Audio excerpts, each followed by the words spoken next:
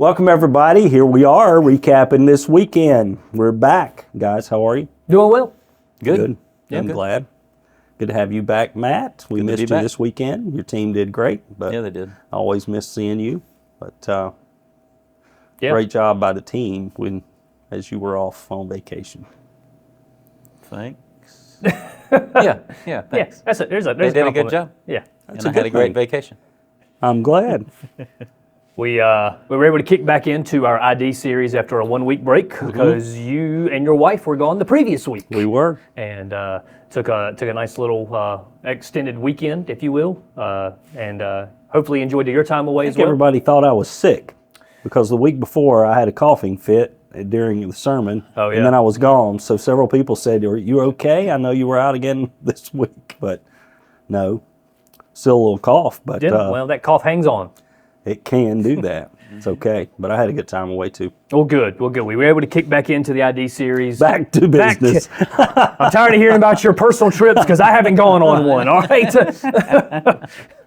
But we did jump back into our ID series. And man, this has been a great series. It really has. I know it has the opportunity there to be sensitive as well, and I think you've done an incredible job of handling that as well, but doing a great job of coming at it not from an opinion or how we view it, but really what Scripture teaches. And so I think it's been incredible, and this week was another incredible weekend as well, as we jumped into Genesis and took a look at two twin boys that were born. Mm-hmm. Well, the struggles that this series touches on are very deeply felt, and they go way back. They're really deep and wrapped up in a lot of pain a lot of times. So when you start pushing on these things, you touch people at a pain point, and it's so easy for them to operate out of hurt and offense and all that. And then these issues, too, have become so politicized. You know, everything's becoming politicized, it seems, in our day, and these issues haven't escaped that either. So it's rife with opportunity to kind of hurt people's feelings, but the response has been overwhelmingly positive and appreciative, even from some people who've acknowledged they struggle with these things and have struggled with these things. The response has been overwhelmingly positive, and even the few negative responses we've had have been very respectful. You know, we've not had just a lot of disrespect or anything. So I appreciate that. I love to hear from both sides on any argument, you know, and both sides. I love to hear from people who don't agree, because you learn a lot from people like that. So Absolutely. Had a bit of that, but it's all been respectful and been a good conversation. That's great. Yeah. That's great.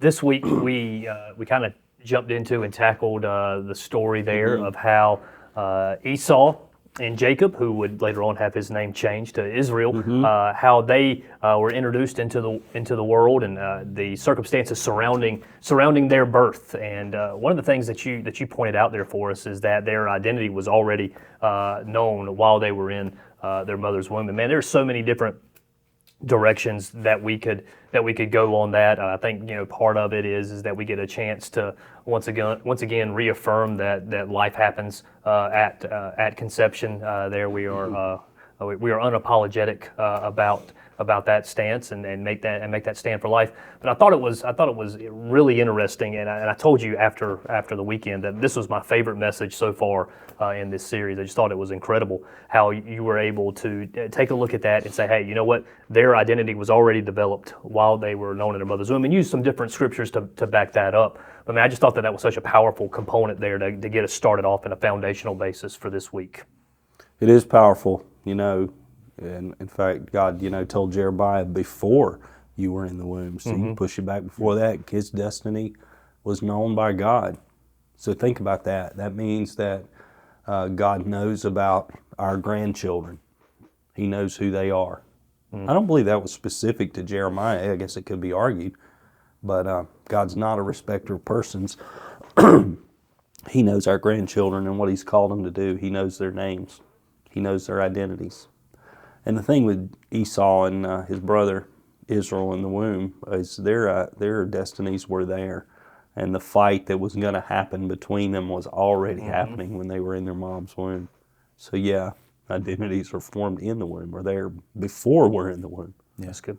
It's crazy to think. I mean, if you think back to Abraham, I'm like, it's the covenant's there before Isaac and Israel, and I mean, I think God had that plan laid out. So I think that identity was there long before, which is crazy to think about. And then the psalmist, I use the psalm where the psalmist said, "You formed all my delicate parts in the womb. Everything about my body, you put it together, you knit it together, and you didn't make a mistake." None of us are a mistake. None of us. Yeah. People may ask, dive into a thing. What about children who are born with issues and children who are born with birth defects or something like that? It's probably a terrible word to use. We do live in a fallen world. We live in a fallen world, and everything that happens in this world is not according to God's original plan and God's original intent. Our own rebellion steer things away from that. Even with that said, no child's a mistake.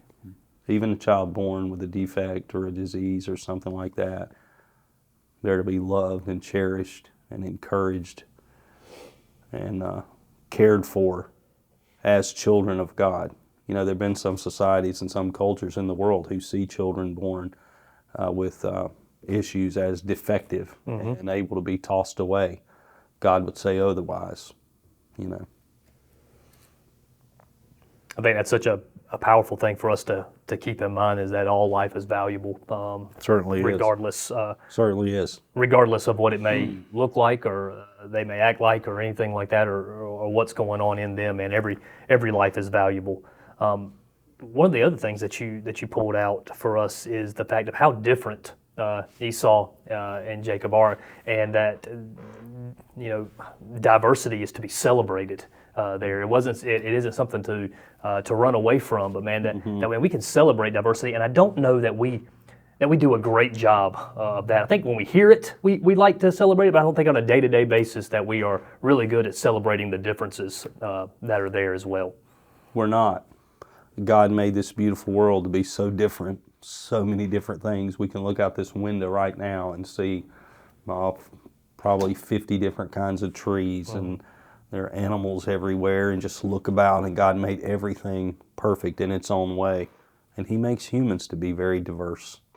And one of the things we've done, we said it Sunday, we've created these cultural gender stereotypes on men and women, and we made them so narrow that very few people can actually fit them, And that really causes problems for kids growing up. Yep. It really does. They're labeled as defective and different, and they start to internalize that, and it becomes a real identity struggle for them. Sure. It varies, I guess, from culture to culture, but here where we live, some have a very narrow gender stereotype of guys that they have to like to go out and hunt and camp and stay outdoors and wear flannel and all that's great.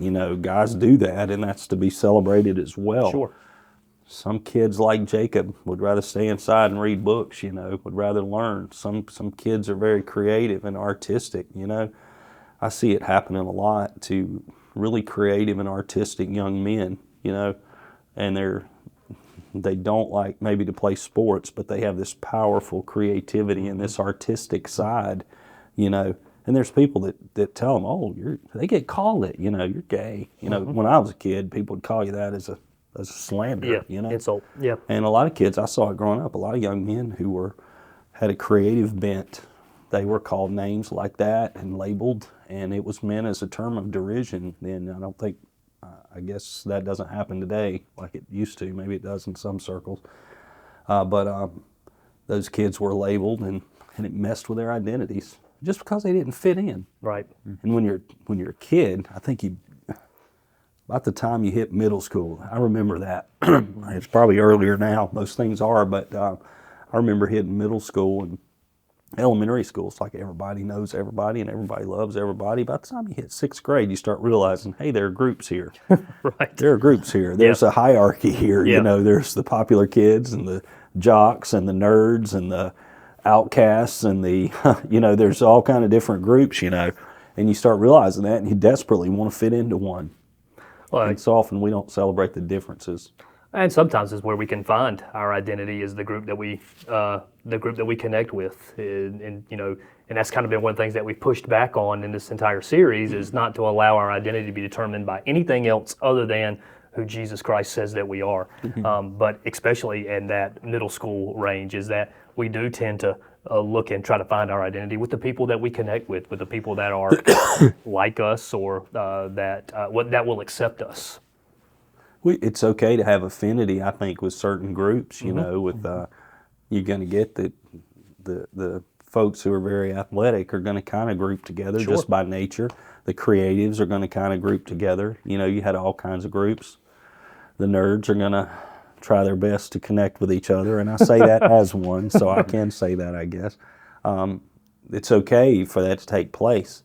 Our identities have to come from God. Right. Our identities need to come from Jesus Christ, and I think it's important that we recognize that and not take them from other things.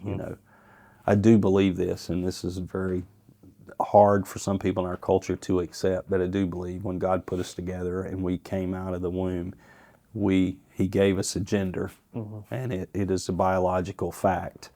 And I don't say that to combat anyone or shame or hurt anyone. I know that is hurtful to people that struggle with this many times, and I don't intend to be hurtful, but I do believe that is a fact. If you have reproductive organs pertaining to a gender, that's gender that you are, and but the culture would like to come in and say you're not that. And what I've tried to say in this message is just because you don't fit everyone's gender stereotype does not mean that you're not a man or you're not a woman in any way. Yep. Well, I love the way that you put. You said different is not defective. I think. And it doesn't make you less than in some way that you feel different than the groups that you see. I even look here. My guess is as we grew up, and we were probably all three different types of kids and guys. I was the creative one that enjoyed being inside while my brother was outside, and you were the one that liked books, apparently, and would call yourself a nerd.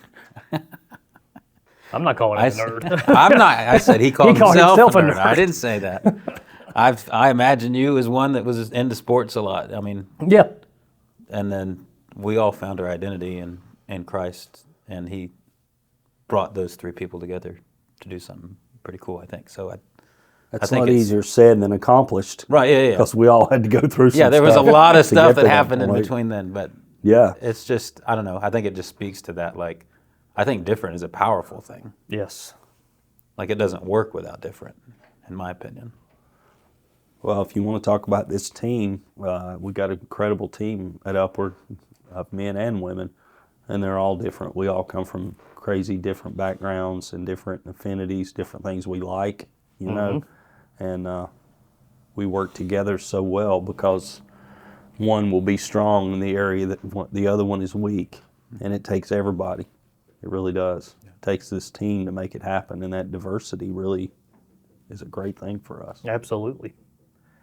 We as we kind of got towards the end of the message, one of the things that you were able to do is you kind of stepped out there and you really spoke to parents for a few moments about, hey, if you ever find yourself in a position to where your child comes to you and says that they're confused, and a lot of parents are going to experience that just from the simple nature of your kids growing up and puberty hitting and different things like that, and the different mixed messages that come out there. But I thought you gave some real practical advice from Scripture, not just good thoughts or anything like that, but biblically based wisdom there. About, hey, don't panic. And just obviously I know what we're talking about here, but just in general, that's probably some great things to keep in mind there from a parenting perspective of don't panic when your kid comes and tells you something that you don't expect or you don't necessarily agree with or anything like that. Don't panic. Trying to practice some of that now. Yeah, that's good advice no matter what the struggle. If you're teenagers or growing teenagers, don't panic is good. When you bring your anxiety into it, you create anxiety for them, and you make it a bigger issue often than it is. Yep. I think it's very, very normal for children to struggle with identity issues. Yep. We know that from the beginning of time, from our lives. It's just been common thing. When a child goes through puberty, it's this incredible and confusing, exciting sexual time. Sure. You know, and all that's coming to life all of a sudden. And that's confusing enough. Our culture makes so much available to our kids as well with the phones. Yep. You know, when I was growing up, if you wanted to see porn or something, you had to go find a magazine or something, you know what I mean? And that was a certain barrier to that. Right. Today, kids have that in their pockets. We all do. You know, the accessibility is there and the culture is there to encourage them in directions that I don't believe are good for them. So they have this, just this vulnerability that we didn't have. Right. And so it's going to be very confusing to kids, and I think, and that is on the rise. I hear it quite often from people talking to me about it, children confused about those type of things. I think it's very calming to the whole thing as a parent, just to say, you know, it's okay. Confusion is okay. Yep. I'm with you. I'm going to walk with you through this. I'm going to give you my guidance. I'm going to give you the Lord's guidance on this, and we're going to be okay. That could just calm down a whole lot. No, absolutely. You also talked about don't be afraid to believe what you believe in this. right. But then, man, probably the thing that gripped my heart the most was when you were able to you really broke a lie that is very easy to believe. Is that when your child comes to you and says that they're confused, that you feel like you got a choice to make. Either I have to hold on. Either I have to hold on to my faith, or I have to hold on, or I hold on to my kid, or I reject my faith, or I reject my kid. That's the decision there. But you said very much so, man. It's about, you know, hey, in this season, pursue your kid like Jesus pursued the church, like He pursues you, and hold tightly onto your faith. But also hold tightly onto your kid. Reassure them that nothing changes. My love for you doesn't change. It doesn't change based upon something that you tell me. But it also my love for Jesus and what I believe. I'm holding tightly onto that as well. Man, I thought that was such a powerful moment this weekend for so many people to hear. As Christians, we haven't always done a good job of that. Agreed. We've not always done a good job. I've heard stories of of pastors who had a son who came home and said, "I'm gay," you know, and quite an issue for a family to deal with. And I've heard of churches rejecting that pastoral family because of something their child did. I've heard of that. Yeah. There are probably parents who hear this and they think, what is my church going to think? What are my friends going to think? Are we going to be outcast because of this? A big part of the solution here is as Christians, we have to love people regardless of their struggles. It doesn't mean we accept things that we think are wrong. You know, Yeah. I can accept a person into my life and as a friend without accepting everything that they do. You know, and I think there are boundaries on that. There's certain lines people could cross to where relationships can be broken, and that choice is theirs. So I'm not trying to paint it too broadly. Sure. But I do think I can love a person, care for a person, continue to have a relationship with a person, even when they're doing things that I don't agree with, that I think are wrong and think are sin, you know. Yeah. And but we've not always done a good job of doing that. Yep. And some Christians have thought that if I have a choice between Jesus and my son or my daughter, no, you are, first of all, you're a child of Jesus and He loves you and He loves that child of yours as well. And He wants to minister to that child through you. So no, don't kick that child out. Don't ostracize that child. And the church should never give that child the boot either. We Agreed. love them. We walk with them in a journey, and we can make every attempt to point them to Christ where true healing can be found. It's good. It's really good. Yep. I like it. All right. Well, it's been fun. We got one more week of ID, and just appreciate so much the support and all the I will say this right before we close.